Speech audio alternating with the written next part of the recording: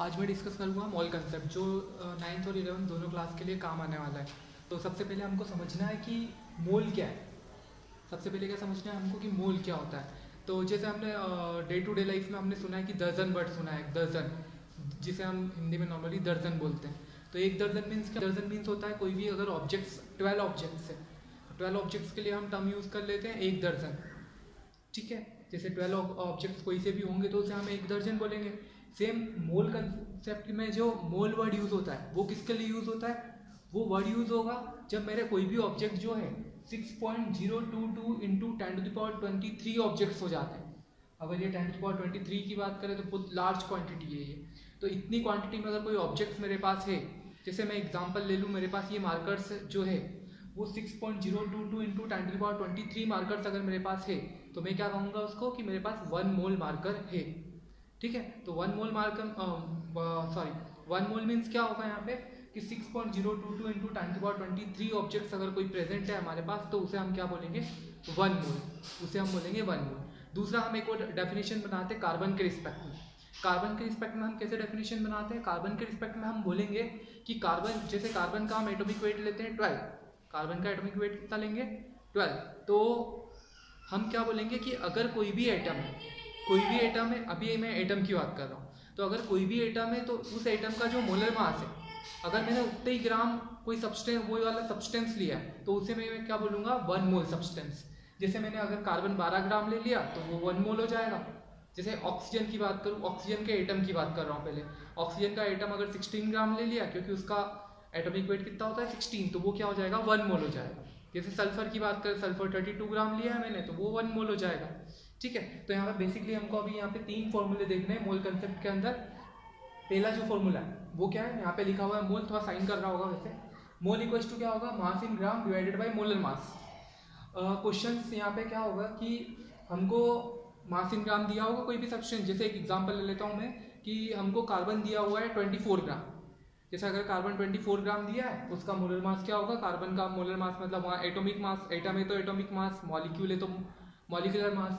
तो atomic mass जो carbon का है वो है 12, तो 24 डिवाइडेड बाई 12 कितना हो जाएगा? 2 मोल। तो मतलब 24 कार्बन मीन्स कितना हो गया? 2 मोल। तो यहाँ पे ऐसे हम कोई सा भी अगर हमको सब्सटेंस दिया है तो उसका मोल फाइंड कर सकते हैं। अगर मास इन ग्राम दिया है तो हमको फर्स्ट वाला फॉर्मूला यूज़ करना है, हमको अगर मास दिया हुआ है तो।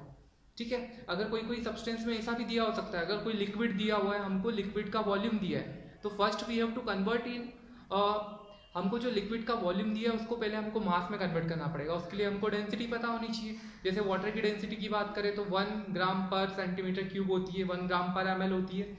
ठीक है, ऐसे कोई दूसरा सब्सटेंस है तो डेंसिटी यूज़ करके हमको पहले उसमें कन्वर्ट करना पड़ेगा मास में, और मास में कन्वर्ट करने के बाद हम यहाँ पर वैल्यू रख के उसका मोलर मास रख देंगे। जैसे वाटर है तो वाटर क्या होता है? वाटर के लिए हम मैं बताऊँ तो H2O।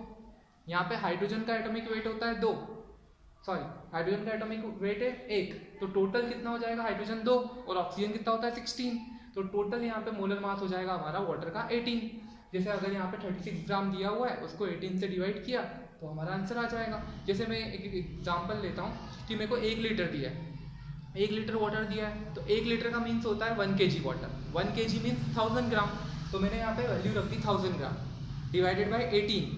अगर 1000 ग्राम डिवाइडेड बाई 18 में यहाँ पे करूँगा, 1000 को अगर 18 से डिवाइड करूँगा तो यहाँ पे जो आंसर आना है हमारा वो कितना आएगा? 55.55 आगे तक चलते जाएगा। तो वो कितने, वो क्या हो जाएगा? उसका मोल हो जाएगा। मतलब जो अपना 1 लीटर वाटर है, 1 लीटर वाटर में कितने मोल हो रहे हैं यहाँ पे? 55.55 मोल। तो अगर मेरे को मास इन ग्राम दिया हुआ है तो मेरे को कौन सा फॉर्मूले पे जाना है? फर्स्ट वाले फॉर्मूले पे। अब मैं सेकंड पे आता हूँ। सेकंड फॉर्मूला, मास की जगह मेरे को दिया है नंबर ऑफ एटम्स दे दिए। मान लो कि मेरे को कार्बन के नंबर ऑफ एटम्स दिए हैं कि कार्बन के कितने एटम है, या फिर किसी और सब्सटेंस के मेरे को एटम दिए होंगे। तो अगर जैसे एक एग्जांपल लेते हैं हम, जैसे मैंने सिंपल एक क्वेश्चन तुम पूछा है आपसे कि 36 मतलब कितने दर्जन, तो आप क्या करेंगे उसके लिए? 36 को 12 से डिवाइड करेंगे, क्योंकि एक दर्जन में 12 होते हैं।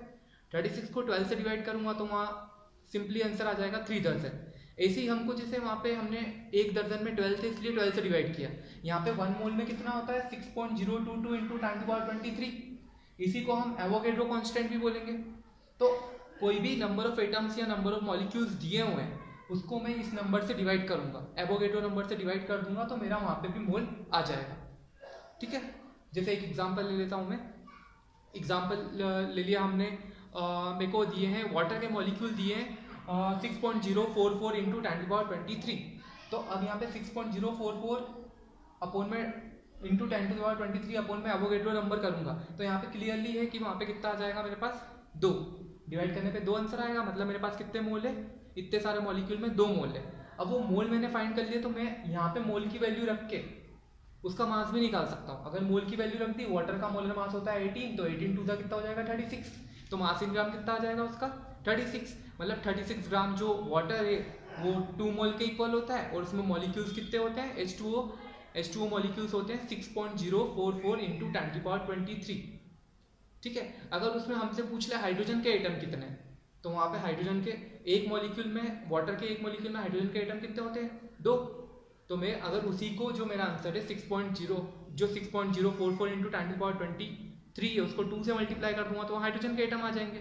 अगर मेरे से पूछ ले यहीं पे कि टोटल इलेक्ट्रॉन कितने, तो हमको पता है कि हाइड्रोजन में 1 इलेक्ट्रॉन होता है, तो 2 हाइड्रोजन में 2 इलेक्ट्रॉन, एंड ऑक्सीजन में इलेक्ट्रॉन होते हैं 8, तो टोटल इलेक्ट्रॉन कितने हो जाएंगे, टोटल इलेक्ट्रॉन कितने हो जाएंगे, यहाँ पे 10 इलेक्ट्रॉन हो जाएंगे। तो वो जो मेरा 6.044 इंटू 10⁻23 है, उसको 10 से मल्टीप्लाई कर दूंगा तो मेरा टोटल इलेक्ट्रॉन्स आ जाएंगे 2 मोल वाटर में टोटल इलेक्ट्रॉन मेरे पास हो जाएंगे 6.044 इंटू 10⁻24, मतलब 10 का मल्टीप्लाई कर दिया, 10 की एक पावर बढ़ गई। ठीक है, अगले फॉर्मूले पे आते हैं। यहाँ पे हमको स्पेशली ध्यान देना है कि ये वाला सिर्फ कब लगाना है हमको, वॉल्यूम जब दिया है किसका, सिर्फ गैस के लिए ये फॉर्मूला यूज करना है, और किसी के लिए हमको ये फॉर्मूला यूज नहीं करना है। सिर्फ किसके लिए यूज करना है, गैस के लिए, वो भी कब, एसटीपी और एनटीपी पे, स्टैंडर्ड टेम्परेचर प्रेशर या नॉर्मल टेम्परेचर प्रेशर पे ही हमको इसको यूज करना है। ठीक है, तो क्या होता है यूजुअली कि जितनी भी गैसेज होती है, अगर उसमें 1 मोल पे उनका वॉल्यूम में देखूं, भले वो हाइड्रोजन हो, ऑक्सीजन हो, या कोई भी गैस हो, तो 1 मोल पे जब 1 मोल गैस को मैं एसटीपी या एनटीपी पे रखता हूँ, तो वो टोटल कितना वॉल्यूम ऑक्यूपाई करती है 22.4 लीटर। भले वो गैस कोई सी भी हो, हाइड्रोजन हो, ऑक्सीजन हो, किसी भी गैस के लिए बोलूँ तो उसका वॉल्यूम ऑक्यूपाई करती है वो 22.4 लीटर। ठीक है, तो हमको पता है ये 1 मोल गैस का वॉल्यूम है, तो जो भी मेरे को वॉल्यूम दिया होगा उसको मैं 22.4 से डिवाइड कर दूंगा तो मेरा मोल आ जाएगा। लेकिन ध्यान वही रखना है हमको कि सिर्फ गैस के लिए अप्लाई करना है। जैसे मेरे को ऑक्सीजन गैस गिवन है कि 44.8 लीटर ऑक्सीजन गैस गिवन है, तो यहाँ 44.8 लीटर डिवाइडेड बाय 22.4 लीटर मैंने डिवाइड किया, आंसर आ गया 2 मोल। ठीक है, कितना भी दिया हो सकता है, ऐसे 67.2 दिया है, 67.2 को मैंने 22.4 से डिवाइड किया, फिर आंसर आ गया मेरा 3 मोल। ठीक है, यहाँ पे हमको एक बात का ध्यान रखना है कि मान लो मेरे को क्वेश्चन में दिया है वॉल्यूम दिया है वाटर 1 लीटर, जैसे मैंने ऊपर वाले क्वेश्चन में आपको बताया 1 लीटर। अब बच्चे गलती क्या करेंगे, 1 लीटर वॉल्यूम दिया है, वो क्या बोलेंगे 1 लीटर दिया है तो यहाँ पे वॉल्यूम रख देता हूँ 1 लीटर, वो 22.4 से डिवाइड कर दूँ तो मोल आ जाएगा। ऐसा नहीं करना है हमको, क्योंकि वाटर क्या है, यहाँ पे लिक्विड है, और लिक्विड के लिए ये फॉर्मूला हमको अप्लाई नहीं करना है। किसके लिए अप्लाई करना है, सिर्फ गैस के लिए, वो भी एसटीपी और एनटीपी पे। तो ये वाला फॉर्मूला सिर्फ किसके लिए यूज करना है हमको, गैस के लिए। बाकी ये दोनों जो फॉर्मूले हैं ये सॉलिड, लिक्विड और गैस तीनों के लिए हम यूज कर सकते हैं। ठीक है, तो इसके ऊपर बहुत सारे क्वेश्चंस बनते हैं, घुमा फिरा के कुछ नहीं होगा, एक चीज दी होगी, इधर से दूसरी चीज निकाल के यहाँ वैल्यू रख के तीनों के ऊपर फॉर्मूले से क्वेश्चंस बनते हैं।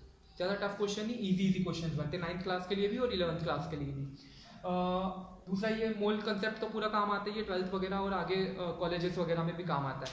यहाँ पे अपन देखें तो इन शॉर्ट में एक बार फिर से बता देता हूँ कि 1 मोल कोई भी गैस होगी उसका वॉल्यूम कितना होगा, एसटीपी एनटीपी पे 22.4 लीटर।